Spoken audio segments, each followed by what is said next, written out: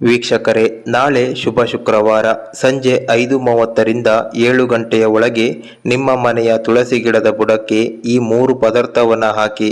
ಇದರಿಂದ ನಿಮ್ಮನ್ನ ಅಂಟಿಕೊಂಡಿರುವ ದಟ್ಟ ದರಿದ್ರತೆ ದೂರವಾಗಿ ಅಪಾರ ಧನಪ್ರಾಪ್ತಿ ಯೋಗ ಕೂಡಿ ಬರಲಿದೆ.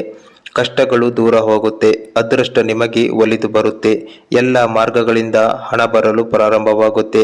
ಈಗಾಗಲೇ ಕಾಡುತ್ತಿರುವ ಸಮಸ್ಯೆ ಕಷ್ಟ ನಷ್ಟಗಳು ಒಂದೊಂದಾಗಿ ದೂರ ಆಗುತ್ತೆ. ಕುಬೇರ ಯೋಗ ಪ್ರಾಪ್ತಿಯಾಗುತ್ತೆ. ಕಷ್ಟಗಳೆಲ್ಲ ಮಂಜಿನಂತೆ ಕರಗಿ ಅದೃಷ್ಟವಂತರಾಗ್ತೀರಿ. ತುಳಸಿ ಗಿಡಕ್ಕೆ ಆಯುರ್ವೇದ ಶಾಸ್ತ್ರದಲ್ಲಿ ವಿಶೇಷ ಸ್ಥಾನಮಾನವನ್ನು ನೀಡಿದ್ದಾರೆ. ಯಾಕಂದ್ರೆ ದಿನದ 24 ಗಂಟೆ ಪ್ರಾಣವಾಯುವನ್ನು ನೀಡುವ ಶಕ್ತಿ ತುಳಸಿ ಗಿಡ ಹೊಂದಿದೆ. ಅನೇಕ ಕಾಯಿಲೆಗಳಿಗೆ ರಾಮಬಾಣವಾಗಿ ತುಳಸಿ ಕೆಲಸ ಮಾಡುತ್ತೆ. ಅಷ್ಟೇ ಅಲ್ಲ, ಜ್ಯೋತಿಷ್ಯ ಶಾಸ್ತ್ರದ ಪ್ರಕಾರ ಮನೆಯಲ್ಲಿ ಅದೃಷ್ಟವನ್ನು ತಂದುಕೊಡುವ ಶಕ್ತಿ ತುಳಸಿ ಹೊಂದಿದೆ.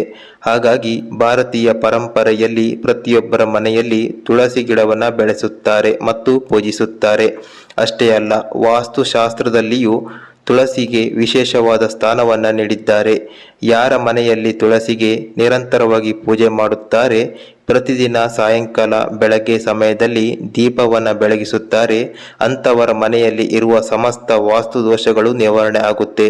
ಅಷ್ಟೇ ಅಲ್ಲ, ಪುರಾಣದಲ್ಲಿ ತುಳಸಿಗೆ ಮಹಾಲಕ್ಷ್ಮಿ ಸ್ವರೂಪ ಅಂತ ಕರೆದಿದ್ದಾರೆ.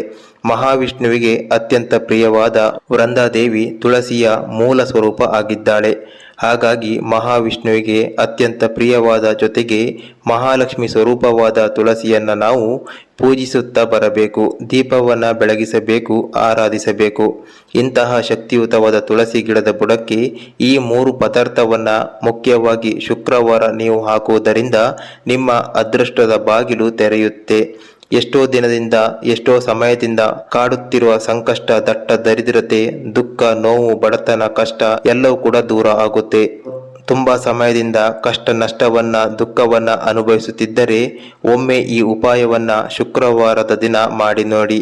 ಪದೇ ಪದೇ ಕಷ್ಟ ಬರ್ತಾ ಇದೆ, ಏಳಿಗೆ ಆಗ್ತಾ ಇಲ್ಲ, ವರ್ಷದಿಂದ ವರ್ಷಕ್ಕೆ ಕಷ್ಟ ಜಾಸ್ತಿ ಆಗ್ತಾ ಇದೆ, ಮನೆಯಲ್ಲಿ ನೆಮ್ಮದಿ ಇಲ್ಲ, ಮನೆಯ ಸದಸ್ಯರ ನಡುವೆ ಜಗಳ, ಮುಟ್ಟಿದ್ದೆಲ್ಲವೂ ಮಣ್ಣಾಗ್ತಾ ಇದೆ. ಇಂಥ ಸಮಸ್ಯೆಯನ್ನ ಎದುರಿಸುತ್ತಿದ್ರೆ ನಿಮ್ಮ ಮನೆಯ ತುಳಸಿ ಗಿಡದ ಬುಡಕ್ಕೆ ಈ 3 ಪದಾರ್ಥವನ್ನ ಹಾಕಿದರೆ ಸಾಕು. ಇದನ್ನ ವಿಶೇಷವಾಗಿ ಶುಕ್ರವಾರದ ಸಂಜೆ 5:30ರಿಂದ 7 ಗಂಟೆಯ ಒಳಗೆ ಮಾಡಬೇಕು. ವೀಕ್ಷಕರೇ, ವಾಸ್ತುಶಾಸ್ತ್ರದಲ್ಲಿ ವಿವರಿಸುವ ಹಾಗೆ ಯಾರ ಮನೆಯಲ್ಲಿ ತುಳಸಿ ಗಿಡ ಸಮೃದ್ಧವಾಗಿ ಹಚ್ಚ ಹಸಿರಾಗಿ ಚೆನ್ನಾಗಿ ಬೆಳೆದಿರುತ್ತೆ, ಆ ಮನೆಯಲ್ಲಿ ಕೂಡ ಎಲ್ಲ ರೀತಿ ಏಳಿಗೆ ಆಗುತ್ತಿರುತ್ತೆ. ಯಾರ ಮನೆಯಲ್ಲಿ ತುಳಸಿ ಗಿಡ ಒಣಗಿರುತ್ತೆ ಅಥವಾ ಪದೇ ಪದೇ ಸಾಯ್ತಾ ಇರುತ್ತೆ, ಅಂಥವರ ಮನೆಯಲ್ಲಿ ಮುಖ್ಯವಾಗಿ ಹಣಕಾಸಿನ ಸಮಸ್ಯೆ ಕಂಡುಬರುತ್ತೆ. ಹಾಗಾಗಿ ಹಿಂದೂ ಸಂಪ್ರದಾಯದಲ್ಲಿ ತುಳಸಿಗೆ ವಿಶೇಷವಾದ ಮಹತ್ವವನ್ನು ನೀಡಿದ್ದಾರೆ. ಪ್ರತಿ ಮನೆಯಲ್ಲಿ ತುಳಸಿ ಕಟ್ಟೆಯನ್ನ ಮಾಡಿ ತುಳಸಿಯನ್ನ ಆರಾಧನೆ ಮಾಡಿಕೊಂಡು ಬರುತ್ತಿದ್ದಾರೆ. ಪ್ರತಿದಿನ ಮುಂಜಾನೆ ಮತ್ತು ಸಂಜೆ ಸಮಯದಲ್ಲಿ ದೀಪವನ್ನು ಬೆಳಗಿಸಿ ತುಳಸಿ ಮಾತೆಯನ್ನ ಆರಾಧಿಸಿಕೊಂಡು ಬರ್ತಾ ಇದ್ದಾರೆ. ಹೀಗೆ ಮಾಡೋದ್ರಿಂದ ಮುತ್ತೈದೆ ಭಾಗ್ಯ ದೀರ್ಘವಾಗುತ್ತೆ ಮತ್ತು ಮಹಾಲಕ್ಷ್ಮಿ ತಾಯಿಯ ಅನುಗ್ರಹದಿಂದ ಮನೆಯಲ್ಲಿ ಯಾವತ್ತೂ ಸುಖ, ಶಾಂತಿ, ನೆಮ್ಮದಿ, ಸಾಕಷ್ಟು ಧನ ಸಂಪತ್ತು ಇರುತ್ತೆ. ಯಾವತ್ತೂ ಹಣಕಾಸಿನ ವಿಷಯದಲ್ಲಿ ಸಮಸ್ಯೆ ಬರೋದಿಲ್ಲ. ಹಾಗಾಗಿ ತುಳಸಿ ಮಾತೆಯನ್ನ ಭಕ್ತಿಯಿಂದ ಆರಾಧಿಸಬೇಕು. ಯಾವುದೇ ಕಾರಣಕ್ಕೂ ತುಳಸಿಗೆ ಮೈಲಿಗೆ ಆಗಬಾರದು.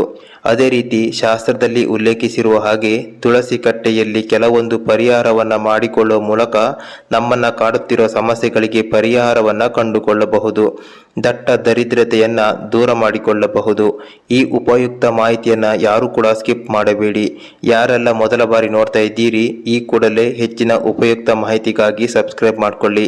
ಈ ಮಾಹಿತಿ ಸ್ವಲ್ಪ ಉಪಯುಕ್ತ ಅನಿಸಿದ್ರು ಈ ಕೂಡಲೇ ಲೈಕ್ ಮಾಡಿ, ನಿಮ್ಮ ಸ್ನೇಹಿತರಿಗೆ, ಕುಟುಂಬದವರಿಗೆ, ಅಕ್ಕಪಕ್ಕ ಮನೆಯ ಎಲ್ಲರಿಗೂ ಆದಷ್ಟು ಶೇರ್ ಮಾಡಿ.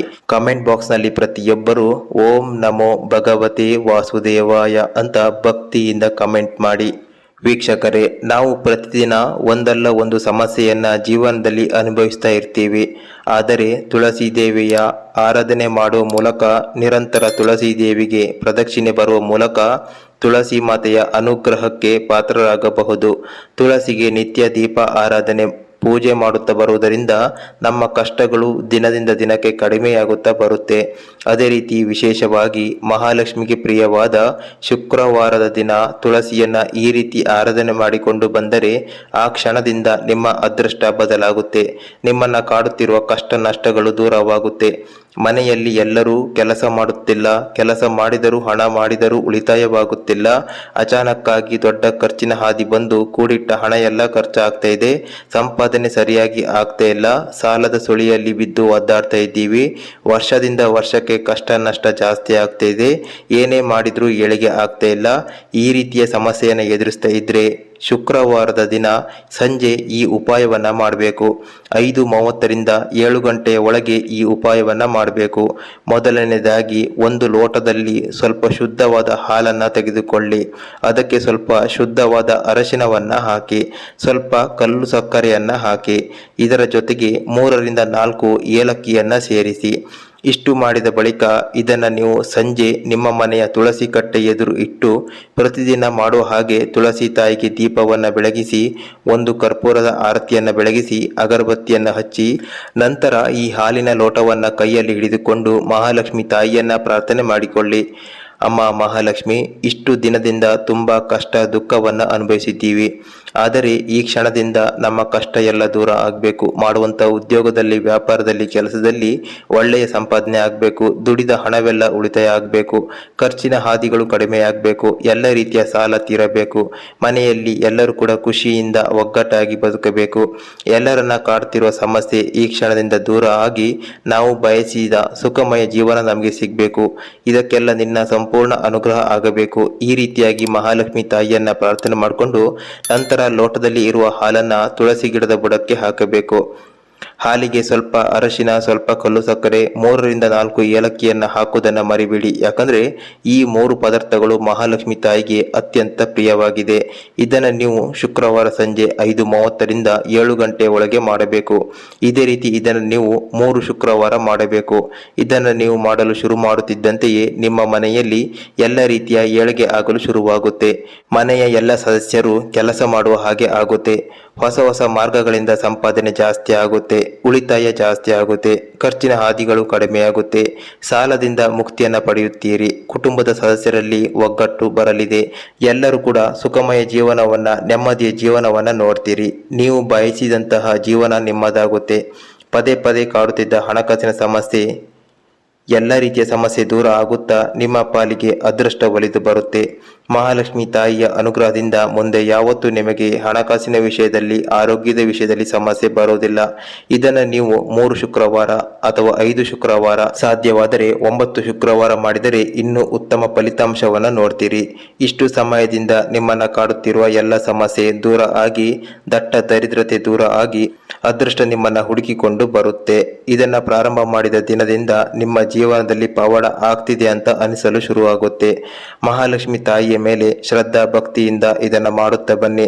ನಿಮ್ಮ ಜೀವನ ಕೇವಲ 3 ವಾರಗಳಲ್ಲಿ ಎಷ್ಟರ ಮಟ್ಟಿಗೆ ಬದಲಾಗಿತ್ತು ಪ್ರತಿಯೊಬ್ಬರು ಕಮೆಂಟ್ ಬಾಕ್ಸ್ನಲ್ಲಿ ತಿಳಿಸಿ. ಈ ಮಾಹಿತಿ ಸ್ವಲ್ಪ ಉಪಯುಕ್ತ ಅನಿಸಿದ್ರು ನಿಮ್ಮ ಸ್ನೇಹಿತರಿಗೆ, ಕುಟುಂಬದವರಿಗೆ, ಹಿತೈಷಿಗಳಿಗೆ ಆದಷ್ಟು ಶೇರ್ ಮಾಡಿ ತಿಳಿಸಿ. ಖಂಡಿತವಾಗಿಯೂ ಅವರಿಗೆ ಉಪಯುಕ್ತ ಆಗುತ್ತೆ. ಈ ಕೂಡಲೇ ವಿಡಿಯೋವನ್ನು ಲೈಕ್ ಮಾಡಿ ಕಮೆಂಟ್ ಬಾಕ್ಸ್ನಲ್ಲಿ ಓಂ ಶ್ರೀ ಮಹಾಲಕ್ಷ್ಮಿಯೇ ನಮಃ ಈ ರೀತಿಯಾಗಿ ಕಮೆಂಟ್ ಮಾಡಿ. ಇದೇ ರೀತಿಯ ಹೆಚ್ಚಿನ ಉಪಯುಕ್ತ ವಿಡಿಯೋಗಳಿಗಾಗಿ ಈ ಕೂಡಲೇ ಸಬ್ಸ್ಕ್ರೈಬ್ ಮಾಡಿಕೊಳ್ಳಿ.